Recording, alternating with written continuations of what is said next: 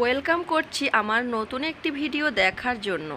আজকের ভিডিওতে থাকবে আলুর গুণাগুণ এবং আলুর উপকারিতা। আজকে আমি আপনাদের সঙ্গে আলোচনা করব আলু নিয়ে। আসসালামু আলাইকুম, সবাই কেমন আছেন? আশা করি সবাই ভালো আছেন। 6 মাস বয়সীর বাচ্চাকে শক্ত খাবার হিসাবে মিষ্টি আলু দেয়া যেতে পারে, তবে আপনাকে দেখতে হবে সহজে খাচ্ছে কিনা। না খেতে চাইলে জোর করবেন না। আলুর উপকারিতা হলো বাচ্চাদের সুস্থ ও দৃষ্টি বজায় রাখতে মিষ্টি আলুর খুবই প্রয়োজন। আলুতে থাকে ভিটামিন এ, যার অভাবে মানুষের চোখের সমস্যা হয়। গর্ভবতী মায়েদের জন্য মিষ্টি আলু খুবই উপকার। বাচ্চাদের ওজন বাড়াতে আলুর প্রয়োজন হয়। আলুতে থাকে 100 গ্রাম আলুতে 98% ক্যালারি থাকে, 10 গ্রাম ক্যালসিয়াম থাকে এবং 21 গ্রাম কার্বোহাইড্রেট থাকে, 2.5 গ্রাম প্রোটিন থাকে এবং 12 গ্রাম ভিটামিন সি থাকে।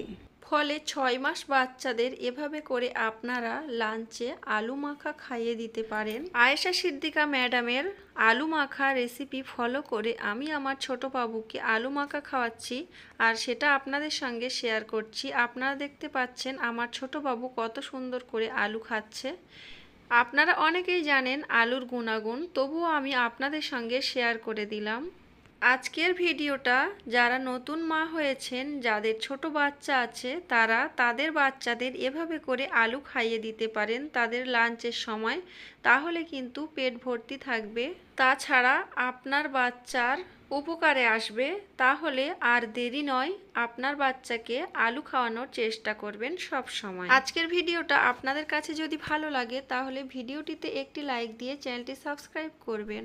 আজকের ভিডিওটা আপনাদের কাছে কেমন লেগেছে অবশ্যই কমেন্ট করে জানাবেন। আর আমার ছোট ছেলে কিন্তু আলু খেতে খেতে হাসি করছে, এটা আপনাদের কাছে কেমন লাগছে অবশ্যই জানাবেন।